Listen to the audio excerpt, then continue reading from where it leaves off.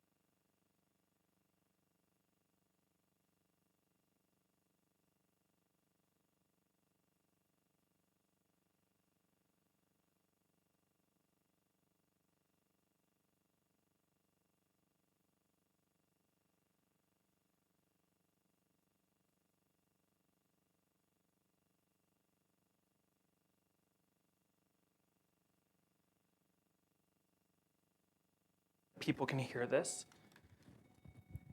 Is that me? Oh. Yeah, I don't know. Je ne sais pas. Okay, let's make sure the phone's off. Cool. So for everyone I don't know, I'm Jackson Stout. I'm from your sisters down the road at KW Peachtree Road. With Ann, I am one of your leadership team of the KW Young Professionals chapter here in Atlanta.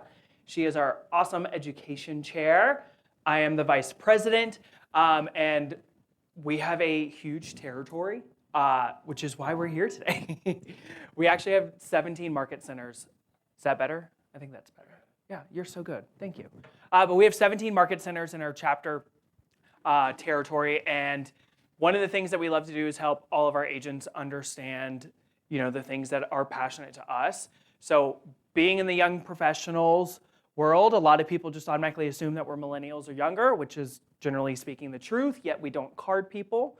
So today we're going to talk about next-gen home buyers, and the reason why, we'll get to that little nugget at the end, but if you don't know, there's a huge wealth transfer coming in America, which is why I think it's so important for agents to understand who that next largest home buying demographic is, because they're about to inherit $80 billion in the next 20 years.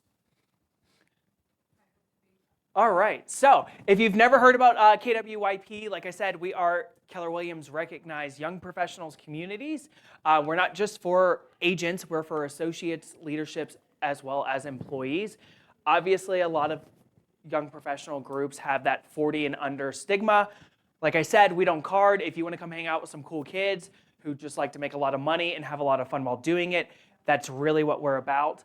Our chapters locally consist of Greater Atlanta Metro, which is our main chapter. There is an Atlanta South chapter, which is basically like Peachtree City to,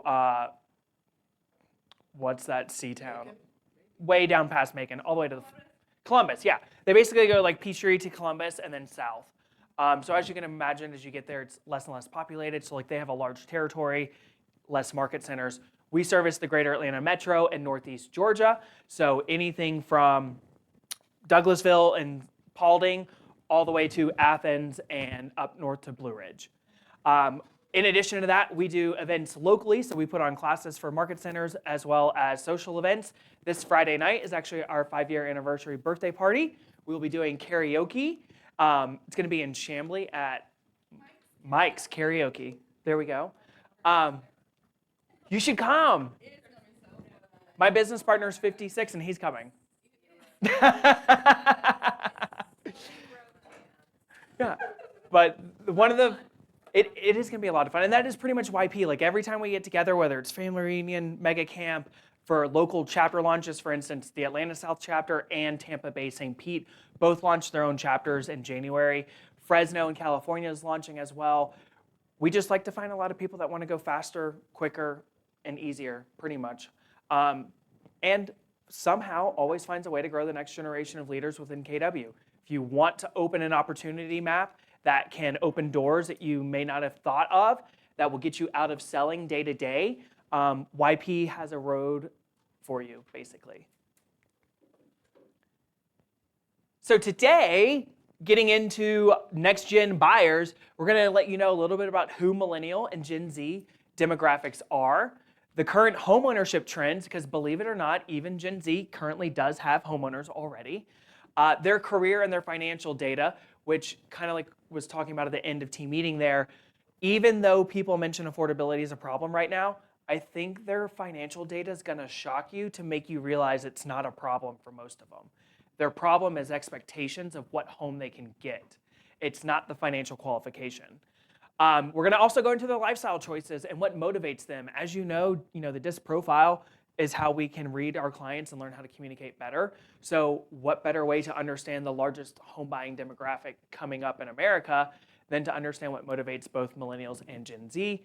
We're going to talk about their communication and their technology preferences. Believe it or not, they are different. Social media's role in real estate, because guess what?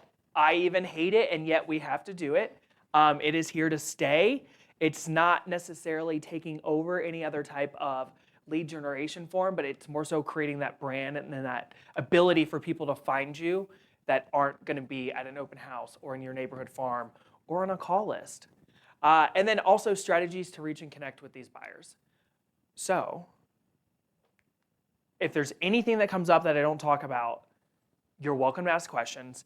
You're also welcome to stop me at any point. I don't mind. But let's get into it. So who are millennials and who are the Gen Z? So millennials were born in the age range of 1981 to 96. That means that they are approximately 27 to 42 years old. Russ and I would fall into the category, I'm going to say Whitney too, as the golden millennials. We're that upper echelon. Anne as well? Yes, ma'am? Technically, okay, look at that. There we go. We've got some golden millennials. Golden millennials are the best, I'm not going to lie. Going to toot our own horn a little bit, yet we've lived through a lot and are still in the workforce.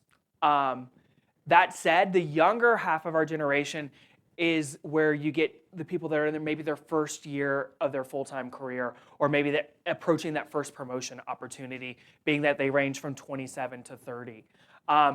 Millennials are the largest adult population in the U.S. according to the last census done in 2024. We represent 72 million people in the United States. So when you look at all the generations by population size, we are the largest at this point. The greatest generation is becoming one of the smallest. Boomers are also starting to decline a little bit. We love our parents, love them. Yet what is one of the biggest things about millennials is they're the digital pioneers. We grew up pre-technology, and adapted it in our childhood or younger adult life. We value experiences over material possessions. And when we say that to journalists, there are definitely some people that value the material more than the experience. Yet overall, millennials are classified as people that like to experience life versus accumulate things. Gen Z, our younger youth, they were born from 1997 to 2012. That means that they age range from 13 years old to 26. So if you were to come across someone that's in that demographic, what do you think is probably the biggest thing that they've lived through at this point in their life? COVID. What did that also do for a lot of the Gen Z population? It completely, it's YP, so I'm going to say it, fucked up their college education. It either put it completely on hold, made it entirely virtual, or ruined their social adaptation or learning how to get along with people in group settings because they didn't have group projects. It also messed up their financial ability because a lot of them either put college on hold or didn't graduate yet. So going into a career may not have been at what they were anticipating coming out of school as, or it might have taken a little bit longer, which delayed that. They are what are identified as the most ethnically and racially diverse population in the United States. And that is important because they are the most socially conscious demographic of all the US population. They will align with a business or a job or anything in their life that aligns with their values more than the material gain from it. So what I mean by that, they're going to look at eco-friendly housing versus housing that's built in a non-eco-friendly way. In addition to that, with jobs, they're going to prioritize a job that aligns with their social values more so than the pay structure. And with this chart, you can just see a little bit of the entire generational breakdown there. So you've got Gen X at 19.9% and Boomers at 21.8%. Those two are pretty much everyone that is 38 to 68. And then pre-Boomer, that's where we refer to like the greatest generation, the grandparents or the great-grandparents. They lived through both world wars, the Cold War, the Iraq War, all the wars they were a part of. That's why they're called the greatest generation. And the post-Gen Z on the opposite end is our smallest group right there at 8.4%. There's a couple of groups that break that up. In essence, that's Gen Y. And I think they just made new ones, Gen Alpha and Beta. But that means that they're on iPads. They can't buy a house, so we're not going to talk about them today. Breaking it down, though, I want to get into the psychology and what makes up each one of these two demographics. So if we start off on the left with millennials, like I said, we are the generation that grew up with technology. The birth of the internet occurred while we were kids. We adapted technology in school. For most of us, it was middle school or high school. For the younger group, it was actually even college. So what that means is, we grew up and we were outside playing with toys from sunup to sundown. Our parents didn't have to educate us on screen time and limit the amount of time interacting with computers and technology because for the first half of our life, we didn't have the technology. Now that said, we also grew up at a time with an economic boom. For most of us who were born in the 80s or the 90s, that was a great time in the US. Everything was doing pretty well with the economy. Unfortunately, then the housing market crashed. Following that, we grew up in the mobile pioneers is what they refer to us as because, like I said, we grew up when the internet was born. So in school, we adopted the use of desktop computers. Then we were the first group that grew up where parents had to decide when it was appropriate to get a cell phone or not have a cell phone. And we care to spend time on Facebook and Instagram because those were the social media groups that came out when we were at that age. So MySpace was before and a few others. They didn't make it. RIP. Is it Tom? Yeah, sorry, Tom. He's a real one. The reason why I bring up Facebook and Instagram, though, is because Facebook is one of those social media platforms that streams across multiple generations. Boomers, active on Facebook. Millennials are also there. We're also not listed there, but also very active on LinkedIn because we are career growth minded. When you look at Gen Z, very similar, except for they are, like we said earlier, digital natives. They were born their entire life with technology. So they're the first group that we refer to as the iPad kids when you're at a restaurant or at a movie or somewhere. Like parents brought technology as a distraction for this generation. So they didn't have to learn how to adopt it like we did and learn the new technology that was implemented into the world. They just straight up were given it. Correct. They have never known a time without technology. From mobile devices to Wi-Fi to the internet to streaming, they truly are the first generation that has had technology 24/7 readily available to them. In addition, they grew up in a recession in the 2000s.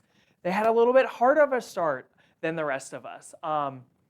They are focused on saving money, which is why they don't value so much experiences like millennials do. They value aligning with social causes that they care about.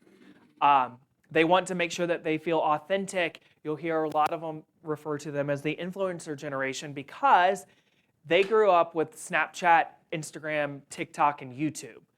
What do all those have in common? Video-based. Millennials are open to multiple forms of communication. Gen Z is 100% video-based. That's why you see so many realtors right now making reels and making TikToks or having a YouTube channel where they do longer shorts, is because that generation doesn't educate themselves if it's not in a video, just straight up. That's why they believe TikTok is Wikipedia. Or for us, the New York Times or whatever you'd like to go to.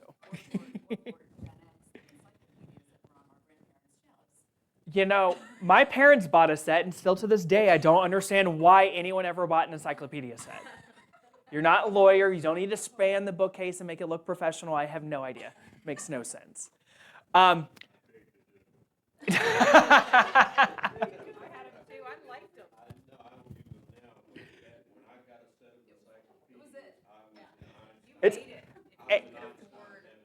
that's a clear sign of the difference between the demographics. We grew up where, I still remember as a millennial, anyone else in the room, when Harry Potter came out. That was a big cultural moment for our generation. My parents had to sign a waiver to allow us to check the books out from school because everyone's like, what is this witchcraft thing? You go to Gen Z, I can promise you no waivers have been signed for anything because they just were given everything straight off the bat. As we progress from there, the fun fact about millennials and Gen Z is there's already homeowners in both demographics. So millennials currently, 51% are homeowners, which is probably shocking because a lot of us know a lot of people that went and lived back at home during the pandemic or got out of their lease and started traveling with Airbnb. So it's kind of, a little bit of like, wow, 51%, the majority actually already owns a home. Whereas if you look at Gen Z, only 2% are homeowners. Say it again, Anne. Wow. Now, what does that mean for you? There's a huge amount. So if you look at, let's see, laser? No. Which one's the laser? Oh, no. There it is. Okay, so with millennials, we have 49% target open opportunity for you to go help and discover the value of homeownership. Look at Gen Z. 98% opportunity there. There are plenty of agents that are not going to educate themselves on how to communicate with the younger demographics because they say, oh, well, my clients are all boomers or Gen Xers or the great generation. I don't need to know. No, you do, because at some point your clients are not going to move again. That next downsize might be the last one they do. And guess who sells the home on the back end? The kids or an estate or probate. So if you don't educate these younger demographics now on what to do when that home comes up, when that family member passes, it could end up in probate and then you may not have a say or a chance at helping them. According to NAR, in 2024, millennials purchased a whopping 38% of homes. That is the largest of any home buying demographic last year. And not shockingly, but pretty, obvious, 75% were first-time home buyers. Who here works with first-time home buyers? Everybody. So When it comes to millennials and Gen Z, it's pretty much I'm not good at math, and please don't fact check me. I'm going to say 90% guarantee they're going to be a first-time home buyer if you merge the two together. With millennials, what you're going to see is the opportunity is you're going to have a 50% opportunity for first-time home buyers, and then about a 25% opportunity for that move-up home purchase. Us golden millennials that have, educated ourselves on homeownership and bought early, they're going to be looking for that upsize here in the next couple of years, whereas their colleagues are going to be still wanting to make that first home purchase. And then Gen Z, no shock there, 99% were first-time home buyers. So if you're not familiar with financing tools from our amazing Supremes, I think some of you know Russ, he used to be here, and your guys here locally as well, you need to have tools to help them understand how they can afford to get into a house and what's required to make that home purchase. If not, guess what? Somebody on Instagram and TikTok is doing it already, and they're just gonna reach out to that person because they all take their education and tips in life from their mobile devices. So whether you like the way you look on video or the way you sound, and I don't sound great right now, ALC retreats will get you. You've got to make sure that you're putting content out there that will appeal to all demographics as well as all opportunities in real estate. Now the fun part. So we talked earlier about, everyone's like, oh my God, it's so hard to buy a house. The reason why millennials haven't is it's too expensive. Who can read their average salary right now? $127,000. With over half of millennials still being single, that means that 50% of the household income out there from a single individual is over 100K. Do you think you can buy a house if your income's over 100K? Russ, can you confirm? Yeah, I'm doing some math really quick, just curious. You should. You've got good credit. That's a $4,000 mortgage payment, which will get you basically $500K of house. Yeah. And we just went over the median sales price. Obviously, things have creeped up a little bit. Yet, if we look at Atlanta as a whole, the greater metro, let's go an hour in all directions, our median home price is somewhere around $515, not necessarily the specific cities. And then you got the townhouses, which are your 4 to 10. Yep. What the big breaker is to get them into homeownership. And that's what we're going to talk about a little bit later on, is helping educate them. It's not telling them, no, you can't afford that house. It's, hey, realistically, statistically speaking, 99% of people, 0.9999999, never bought one and only home in their entire life. So that first house doesn't have to be the 10-year house. That first house could be that new construction that's offering a rate buy down or $30,000 flex cash, and get a 3-bedroom and start your life, and in 4 or 5 years, move on to the next one. We like shiny things, we like nice things, but we don't have to keep up with the Joneses. We've been burned our entire generation. That said, 85% of millennials enjoy working remote or hybrid, which is crazy because we grew up not having that option. So the moment it was gifted to us by all the tech companies and everyone that came in to completely revamp what the modern workforce looked like, we adopted it and we said we want it. The biggest piece to know, though, is coming by the end of 2025, millennials are going to make up 75% of the workforce. By the end of this year, millennials are going to make up 75% of the workforce. What does that tell you? That people aren't working.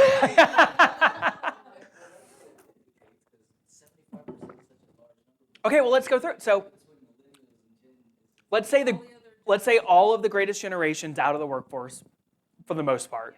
So you're looking at boomers, Gen X, millennials, and then Gen Z is just now kind of coming into it, yet a majority of them are entrepreneurs and trying their own thing with self-employed companies. So when you look at the workforce data, you have 29% of millennials making up the population. Gen Z and boomer, they're at what age right now? Well, okay, that's one description, but this is... Retirement. They are either already retired or approaching retirement age or have decided to work a few more years just to build up a higher retirement. So it's not a matter of necessarily people not working, it's that just by their age, they are aging out of the workforce. Now, there are definitely still some, C-suite people, owners, things like that, people that sit on boards that are going to still continue to work. Yet, if you look at a population as a whole, just raise your hand in the room if you have a parent or family member who's retired.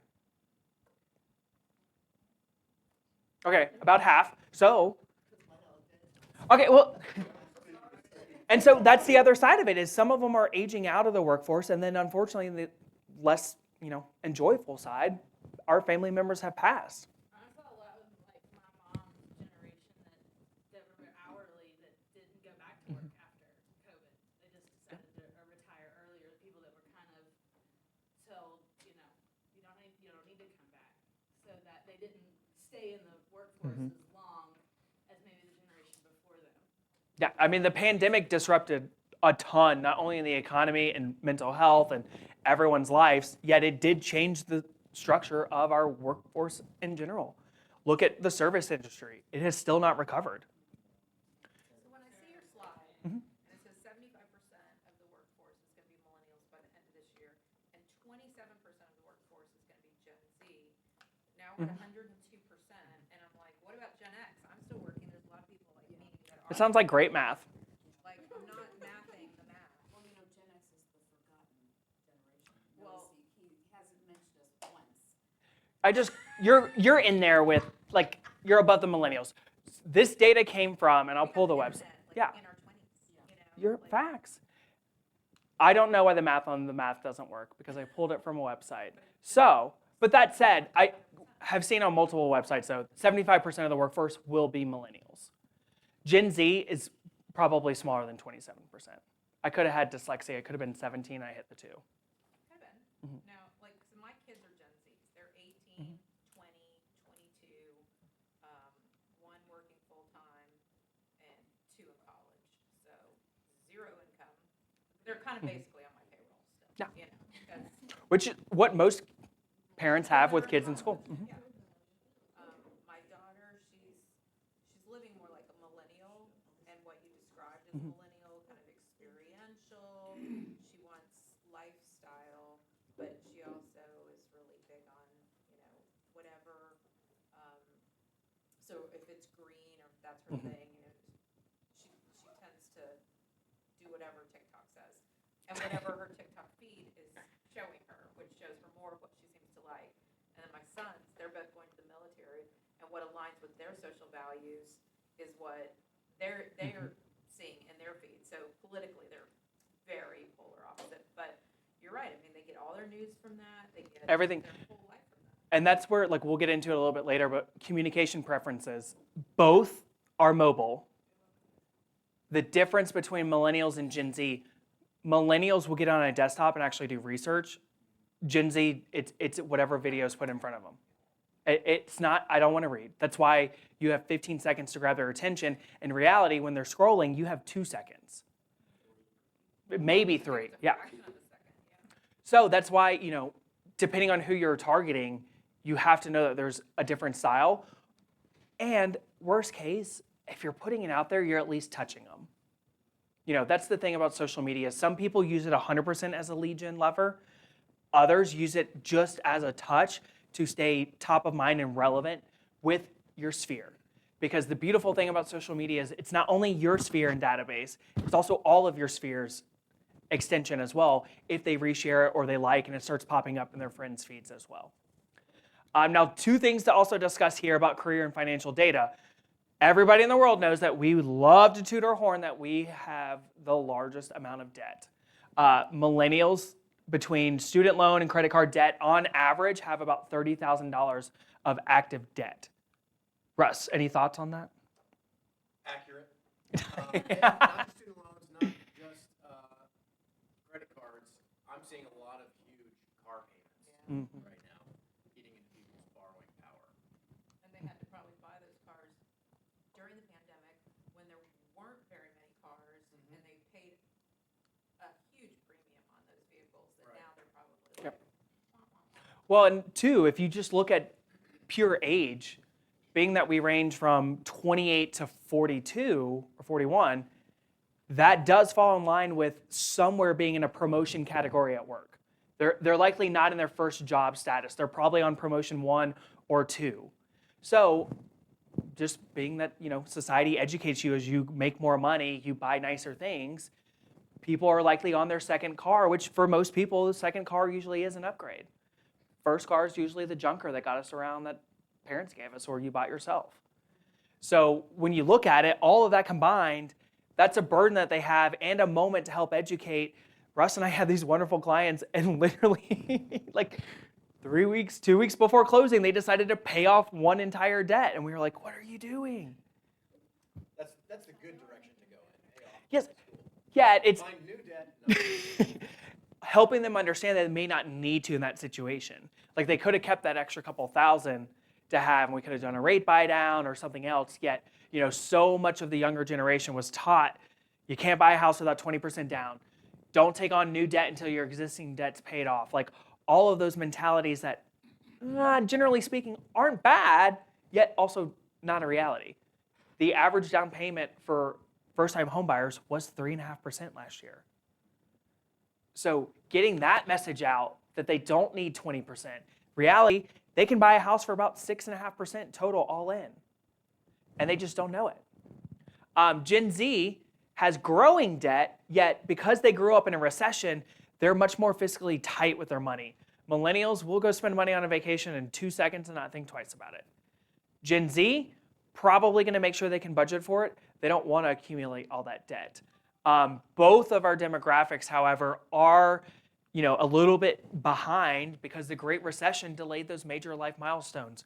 College, marriage, starting a family, buying a house, all these things that could have projected them a little bit further, yet because of coming out of college in the recession or coming out when unemployment was extremely high, it left an opportunity where people have hunkered down and have continued to rent, which has either one, enabled them to continue living their lifestyle that they want, or two, financially that was all they could afford to do.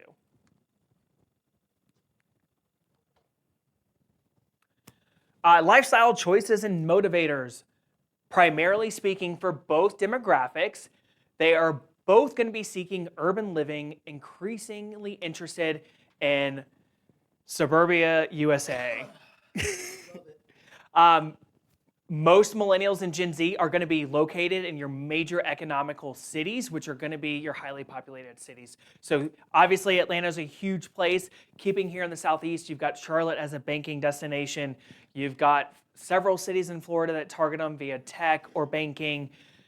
Going over to Texas, huge tech hub. Atlanta's starting to become a tech hub. There's places that these individuals are migrating to based on work and promotions. And then also because of their lifestyle choices. Like you mentioned, your daughter wants to be kind of like socially conscious and green.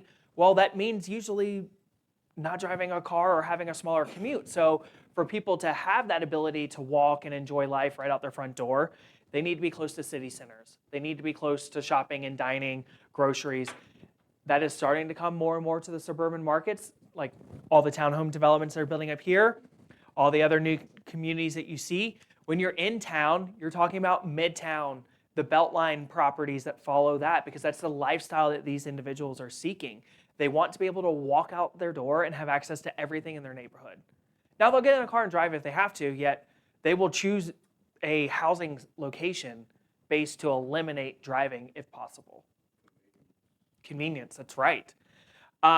Eco-conscious homes are also becoming increasingly popular. Those green energy filters that are on FMLS that none of us like checking off because we don't know, because the sellers don't know. Gen Z wants to see it. Do I have green energy efficient appliances? It's an appliance. That white fridge in my parents' garage is still going 33 years later. Don't care. But it's something they value. They want to know that they're making a difference. They want to know that every choice in their life is having a positive influence. When you look at millennials, a lot of their goals right now are on wealth building. So, career focused, savings focused, and then family oriented goals. Finding their first partner. I shouldn't have said first, that was weird. But yeah, there we go. If they got married during the pandemic, you probably should find them a divorce attorney. But whether it's finding a partner to get married to, starting a family, we already all have dogs, so don't put that out there. We already got dogs. We started that a long time ago. We are buying houses for our dogs now, if there's not kids. Gen Z, they're first-time home buyers, so they're valuing that independence. A lot of the Gen Z population didn't get independence in college because college stopped. So some of them did get to go back to campus, yet it wasn't the full experience that millennials or Gen Xers grew up at college. And they're trying to find that now through housing. So that's why you see oftentimes a lot of us grew up with sitcoms that showed that communal style friend living, Friends, New Girl. Gen Z's not really doing that live with your your friends. Even though they could save money and house hacking is a great option, a lot of them would rather pay $1,800 to $2,400 and be in a one-bedroom apartment or studio than have a roommate. What's a roommate that you actually like and don't want to kill for 2 years that could give you a down payment to buy your first house? Or stop that car payment that you don't need the luxury car payment outside. Or you can keep it, but now you're splitting half your expenses. The challenges, obviously, everyone hears about it. They talk about it all the time. Interest rates. Shut up! They're not going anywhere. They're not changing. That's why I said in the class earlier, don't say the new norm. Guys, rates today are. The past is like spilled milk that dried and is never coming back. It's irrelevant. I don't want to hear 3, 4, probably shouldn't even mention 5% rates if you want to be smart. Just straight up find a way to help them buy now. If they knew, my kids don't have a clue what interest rates are. No. But Who- my mom told me that her and my dad's first mortgage, or not, their mortgage in 1980 was 18%. My parents bought in 74 a 1,300 square foot split level house, and their interest rate was 22% on a $74,000 house. We have it really good. It's way worse than the Amex Platinum or whatever it is. The thing about it is it's our job to educate them. It's not that you want to beat their heads in and say, stop talking about the past, yet choose your words and what you're putting out there on social media to help them understand. And the funny thing is we have all these graphs that show historically the national average. They don't want to see that. They don't care about that kind of data. Just let them know what it is today.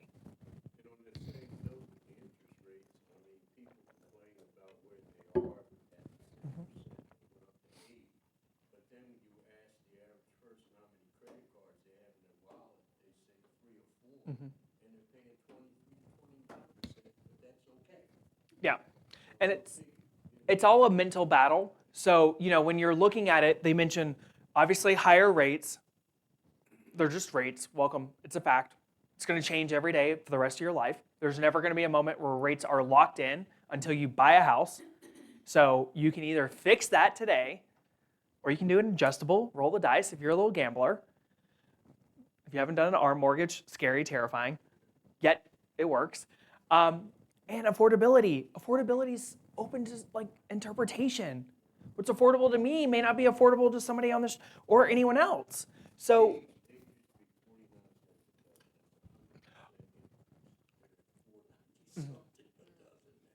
yeah. It is, and affordability is also always going to change. And we saw today on those slides earlier, look at just here in the greater metro area how much affordability changes. Sandy Springs ITP was 1.6, right, million? And then Sandy Springs ITP, 2 minutes over 285, 900,000? You're talking about a 700, is that 7? Yes. Thank you. See, I don't math. It's not my job, that's Russ's job. $700,000 difference to probably not even go a half mile. And then you look at obviously other cities and neighborhoods. For instance, Mapleton, way more affordable than Smyrna, which is way more affordable than Marietta, yet all 3 Cobb County. But F-rated school and better. But that's thinking from our perspective. Yeah. Well, they'll have And to. how many of your first-time home buyers have asked you about school district? Be completely honest. You've had one. Most of mine are families, so their schools go for anything. That's great. Yet, looking at most first-time home buyers, I would say it's a fair assumption to make, generalization. If they're single or a starter family, school is probably, can we say, at least 6 years out? Which means you're going to do what? Move again. So it's our job to help them see that, hey, I totally get that school districts matter. If you had a 3-year-old today, I absolutely agree. We need to be in whatever your top-rated desired school district is. Since today, you have the option for pre-K care anywhere you want, because that's not based on school system. Could we find the house that you're able to get into today with the mortgage that makes you happy, so that in 4 to 6 years, we can make the strategy and the plan for you to buy that house that puts them in the school district of your dreams? Because also, what's going to happen if you buy for the school district today? They possibly might move, yet also the schools could change. There could be a new school. They mentioned today that Cherokee North is getting a brand new high school. So if you bought to be in, what's your high school up here right now? If you bought to be in one of them, and then that one ends up being a 10 out of 10, do you not want to get your kid into that high school? So it's all just about talking through it. And some of them are going to be completely unwavering. Nope, that's fine. We're going to find them a house in that school district. Yet all the others, you've got the opportunity to get them into either a house that they enjoy more, that plays to their lifestyle right now, so it may be closer to downtown or to friends, or a home that meets their needs currently with a mortgage that enables them to save or go do other life experiences. And then obviously we all know it's a competitive market. The only time I think you need to bring up that competitiveness with them is to let them know what they're willing to go to. So like one of my favorite sayings with a client that's like, oh, I don't want to be in a multiple offer situation is, what's your name? Christina. Hi, Tristina. Let me ask you this. You said this home checked every box off, right? How would you feel tomorrow morning if your offer at X was not selected because somebody came in and offered X plus 5,000? Would you be upset if you lost this house over $5,000? I would. Let's put a escalation clause. So something like that gives them a little bit of the pain to realize like, hey, everyone says I don't want to go above blank. And what do they always do? Either change the location or they miss it. So sometimes they might need to learn the hard way and they might have to lose out. Yet for me, I think when you're talking about the competitive housing market, we all have seen that look. It's actually an out-of-body experience when they know it's the house. Everything on their face just becomes joyful. They're excited. You can feel the energy shift in the room. That's the house that you have to help them realize going all in is not going to break them on, or coach them how to win in writing the offer up front. So for me, a lot of my first-time home buyers, I encourage them to get fully underwritten before we go out looking. Why? I know you may not have an extra $20K to play with cash-wise, yet I know I can play with your financing and appraisal contingency. And I say play with, because I'm a gambler. Not cards or anything like that, but roll the dice on a house, oh, let's do it. But what I mean by that is you have to know how to help them win with what their options are. Not every buyer, especially first-time home buyers, or even if they're a move-up buyer, can get the location they want if they max out their budget. So is there a way to find either similar home that's maybe not their top location, but like their second top, that you can be a little bit more competitive on? Or can you partner with a great lender who can get you a desktop appraisal or waive the appraisal or get you fully underwritten so that you don't have to have those contingencies? I mean, if I look at an offer and I'm $5,000 to $10,000 difference in multiple offer situations, and I've got somebody with no financing and appraisal, I'm going to encourage my client to look at the bigger picture. That's almost a slam dunk once we pass due diligence. Offer B over here, we've got 3 hurdles to jump over. And like you said, first-time homebuyers just don't know. So, in everything that you're having conversations with them, coffee, happy drinks, wherever, lunch, wherever your meeting is, kind of talk them through like what they should expect so that they know up front, so it's not like a slap in the face when they find their dream home and it is a multiple offer situation. What a great way to say that. I just say, let's scare the shit out of them on day one. If you don't run away from me after day one, then I think I've got it for the bag. Technology, we've talked about it a lot today. Like I said, there's differences of how to appeal to both demographics. The one thing that stands true for both is you have to have technology involved. You've got to have their home search mobile. You've got to communicate mobile. Now, most of us have text, phone, and email, yet, fun fact, Gen Z doesn't like email. No, my kids call me a boomer if I send them an email. They're like, why did you send me an email? You know, don't check. They don't even like when I send them a calendar invite. And I'm like, it's not for you, it's for me. I don't care if you know how to get there. Like, just do something, whatever. Yeah, like that's the difference between the two different demographics. Millennials, like I said earlier, we are the digital pioneers. We grew up when we adopted all technology. So what I mean by that is, we grew up when the internet was born, desktop computers, Gen X, Mac and Microsoft in the 80s. Like, that's how we started with technology. So for millennials, we grew up in school. It's probably for most people the end of elementary, middle school that desktop computers came into the school environment. Then the next thing that happened was cell phones. The good old Nokia brick. I wish it would come back. It was amazing. It had Snake. It didn't break. There was nothing to crack. You could text just as fast as I can on this. Didn't fit in a pocket, but maybe we can work on the size. Then we adopted laptops. Because as we got older in school, there started to be laptops that either the school provided or parents bought because, there's always that computer at home, but that was dad's computer. Nobody else could be on that computer. And then mobile devices. You like me, don't you? So when I put mobile devices at the end, the reason why is our parents had to choose when we got to adopt them.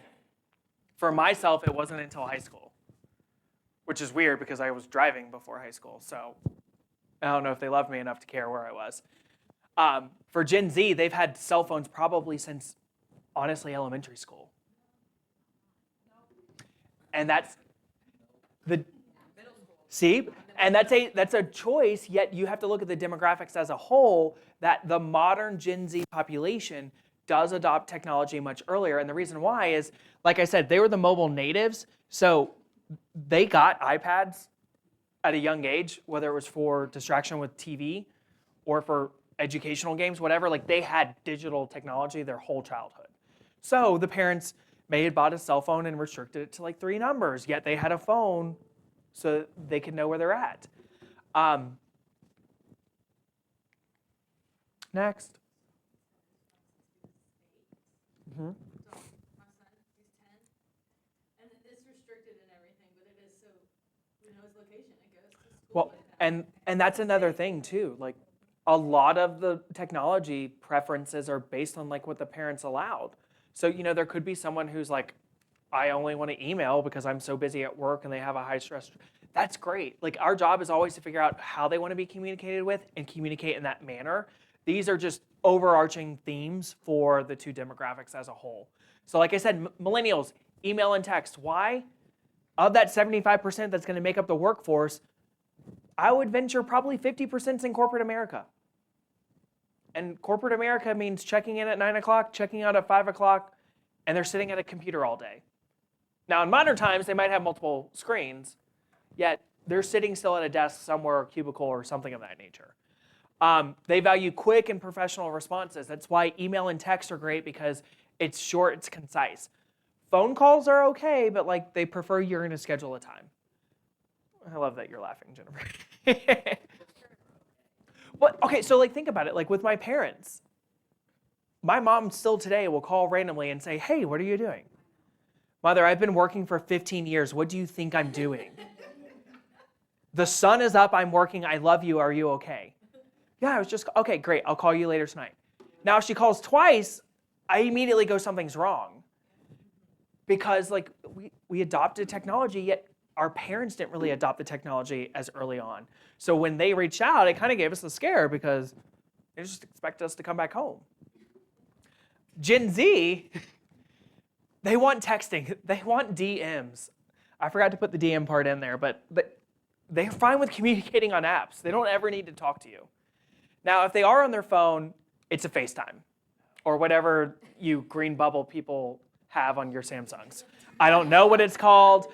The world is iPhone. You can do whatever you want on your computer. I don't care. Yet mobile devices, iPhone first. Yet they want that video call. And it's ironic, yet how many people in the room have done a video, like FaceTime tour? I agree with that. All three of my Gen Zs, I FaceTimed my daughter the other day, and she's like, wow, with no notice, that's kind of like intrusive, Mom. And I'm like, what are you doing, girl? And you Like, get the feeling. and she's like, and then my 18-year-old, he's like, I don't FaceTime. So I'll FaceTime him, and then he hangs up on the FaceTime and calls me back and goes, you know I don't FaceTime. And I'm like, you FaceTime to everybody you know except for me. That's the, it's, yeah. It's apparent because Yeah. my son will FaceTime with his girlfriend all day long, but forget about me. And like the whole purpose about it is it's just their preferences. So like for me in my like new client questionnaire, I ask what's your preferred method of communication? Email, text, or phone call. Probably not going to FaceTime you unless I'm telling you one, I want to see your reaction, screen record, and post on social media.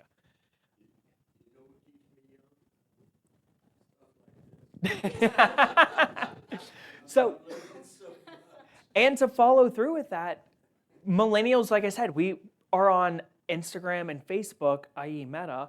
Thank you, Zuckerberg. Yet we also, What about X, X? I forget about X. I'm actually not allowed to be on X, or it was Twitter when I got banned, so I don't know if I can get on X. That's a whole different life. Probably, I think the standard's lower, so.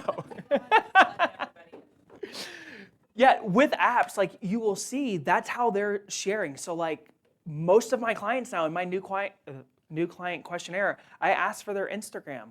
Why? So I can follow them. So also when we're out, I can tag them, and then they can repost it. And then all of their world sees their home buying journey from showings to going under contract to signing day, and they can post it and they can share everyone. Russ tagged clients the other day, and they reshared his and didn't tag me. They're hilarious. You were already tagged. It's fine. I'm still not over it. But with Gen Z, they like visuals. So Do you get your client's permission for that? hell no. I don't ask permission to put signs in a yard. I don't ask permission to post. Your permission's being around Jackson. But I take more selfies than anyone, so it's kind of just. Yeah, I mean, if it's an older, like if I were working with some of my parents' friends that they referred, I would say, hey, do you mind if I take a photo of us at closing? Okay. Now, also, to be legally compliant, they signed my buyer and listing agreement, which has a section in there that says I'm going to use them for social media marketing. I don't read it to them, but the attorneys gave me a way to not get sued. But yeah, it's just like how you may say, hey, Mr. and Miss Client, like I'm telling you now in this agreement, we are going to use photographs of your home sale or purchase in our marketing efforts. Just wanted to reinforce what you said about depending on the generation or demographic, you may ask, can I post your face or whatever. I'm 37. Everybody 37 and younger has accepted that privacy is dead. So Oh, yeah. just like, Snapchat was a lie. We were told that these were completely disappearing videos that would never be kept.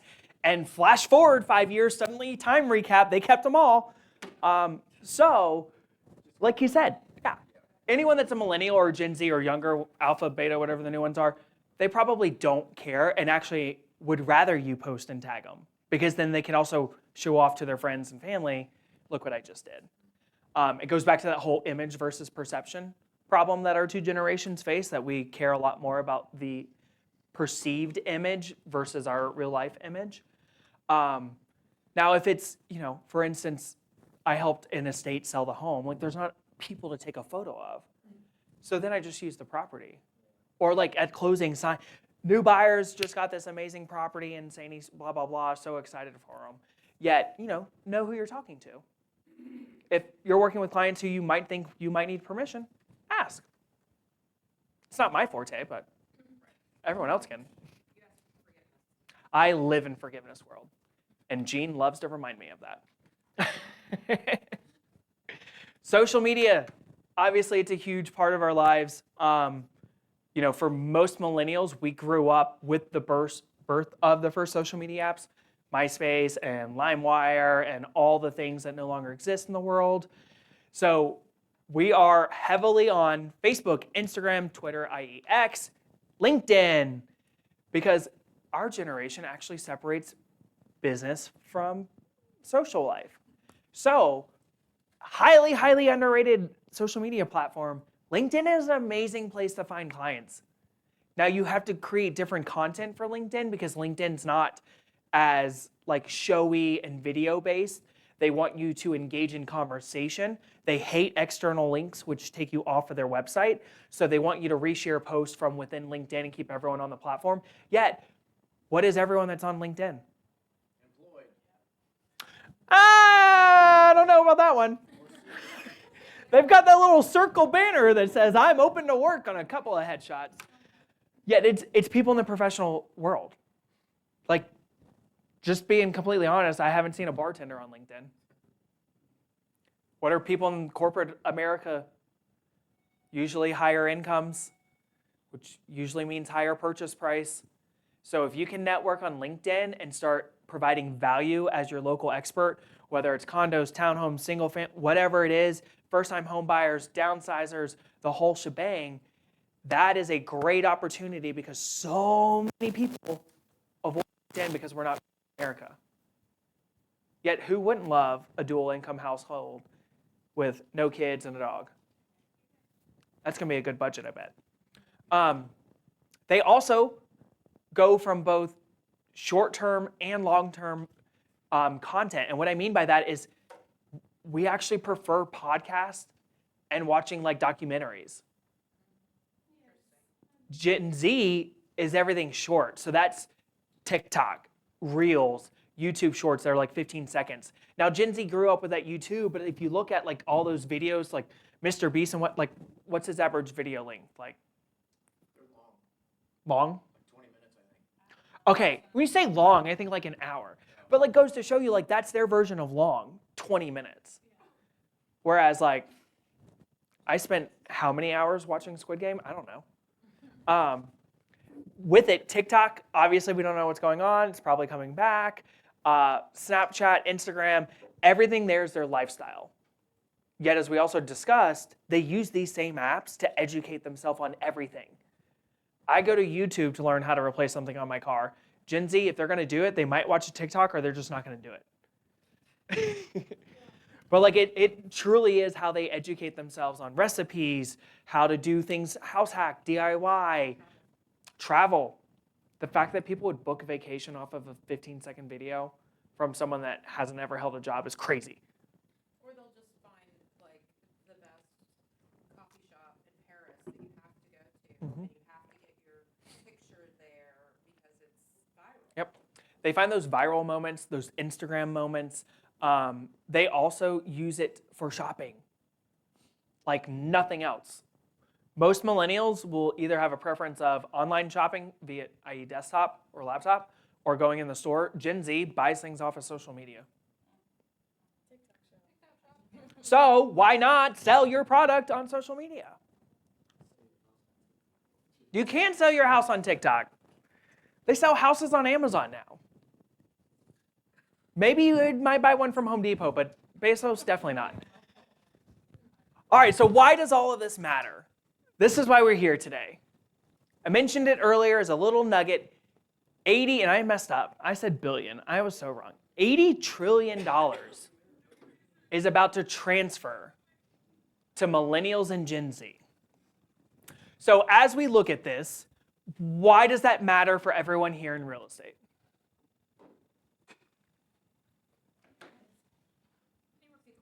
Oh, yes. So $80 trillion is about to come down this giant wealth transfer over the next 20 years to millennials and Gen Z. Why does that matter to everyone here in real estate?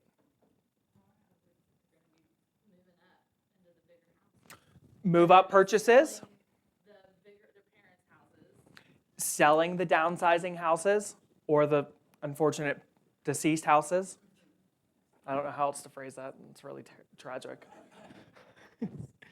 But here's the real thing that's going to matter is A lot of this generation that has the wealth, the greatest generation, the boomers, the upper Gen Xers, those clients, guess how that's transferred, if you don't already know? Wills, trust, estate plans. So we need to become highly, highly educated and partner with estate attorneys and estate planners and CPAs and people, because what do people with money not like to do? Well, they don't mind giving it away, but they hate paying taxes. So if you become an expert on how to help that wealth transfer to their heirs with as minimal taxes as possible, do you think they love you? I mean, now there's some, like Warren Buffett has said, I'm leaving no money. He wants to spend it all before he dies, yet he also set his kids up just fine, so like they're not going to cry. There are plenty of people, though, that may have a business or, various bank accounts, stocks, CDs, bonds, and none of it's been all consolidated to one will or trust. And that's where you can step in as a true expert and be that financial, what's the word I'm looking for? I like guru, yeah. Fiduciary is what I was, different F word. But that way you can help educate these clients, because guess what's happening if they're inheriting a property, or if a family member deceases and now the children have to sell the property? Like, they need someone. And if there's not a will or a trust, guess what happens? It goes to probate. Who's worked through a probate? How fun was it? They're expensive and they take a long time. And what does the younger generation not have? Oh, that nailed it. Time's another one too, yeah. But we are impatient. We live, because of the mobile technology available in the world, we live for instant satisfaction. So if my parents pass and my brother doesn't handle anything and I'm in charge of everything, and I find out that it's going to be like 6 to 8 months, he's probably going to throw a temper tantrum because he was expecting X amount of money. That's where helping them know how to set these up if they don't already. And if they do, great. What's our job next? Have they communicated it to their children or their heirs or their success? What's the estate word? Executors. Yeah. Not only does it need to be documented and recorded so that it can be literally brought into action upon their passing, yet they also need to communicate the plan to that next person. Because it does no good if my parents have a trust and I don't know where it is or what's in it. It's going to create just more problems on day one that have to be worked through, instead of helping educate them now. Also, if you bring them this value, what are they going to be to you? Loyal, clients for life. They're going to trust you before they pass, which is going to help solidify the trust. Maybe you can even work yourself in there to be the sole realtor. Yet, if nothing else, you're going to build that rapport also with their adult children. Power, all of it. So, one thing that you want to talk through with this, and if you don't have an estate planner or, someone that you can talk to, reach out to your staff here at the market. I'm sure somebody's got someone. Yet every one of our clients, like we literally joked, but our first-time home buyers, because they just also had their first kid, I sent them a attorney who will draft a will. And they're like, Jackson, we're younger than you. We don't need a will. And I'm like, well, I'm definitely dying before you. That's a fact. Yes. Yet, you now have a kid. You need to have it documented.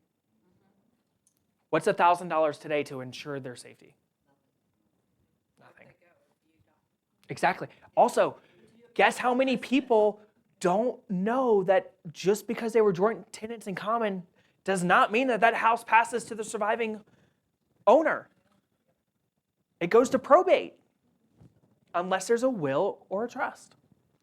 When you're talking with these older demographics and your estate planners and whatnot, you need to ensure that all assets are included. So that's real property, any homes they own, stocks, bonds, alternative investments. I know a lot of us younger people may have it, NFTs or crypto, yet there's other options out there. Bank accounts, everything needs to be documented, because all of that combined is how we're getting to that $80 trillion. Like I said, you got to communicate to their potential heirs. And you need to have the Millennial and Gen Z home buyers also meet with a financial planner, because they need to have a plan in place of what to do with that inheritance when it comes. Because guess what? I've polled my friends and I found out 100% had no idea that there's an inheritance tax. They don't just get, congratulations, $1 million, Oprah! No, you just got like 700, maybe 650. So you've got to help educate them too. But this wealth transfer, like Whitney said, is going to enable the people who haven't been able to buy yet to have the funds now to buy that first home. It's going to enable even more to do that move up home. And what's crazy is there's going to not only be the inheritance, but like you all mentioned, there's probably going to be a property that now needs to be sold too. So the opportunity for a sale to help them, which then you're going to do an open house at, which gives you new buyers. Then you're going to help the children or the heirs. May not be that year, but in the next coming year, most people who get money spend money. That's why lottery winners have none. It's just a fact. No worries.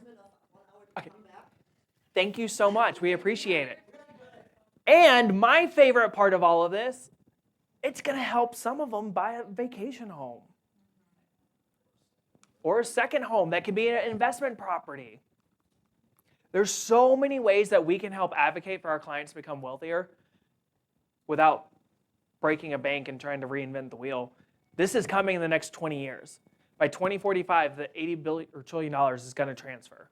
Yeah, and a lot of like, for me, my parents didn't teach me how to handle the money into different investment portfolios. They get this money, they buy that house, and then this is what you need to continue it to grow, so it doesn't just dwindle, or it doesn't just go into a money market account or a college fund for kids to sit there. And there's so many ways too with financial planners. There's a woman in the YP verse, is what I call our YP community. Amanda Dahl. She is a total badass when it comes to real estate and financial wealth. She has 2 nephews that are under the age of 5. They are employees of the LLCs that she set up in each of their accounts.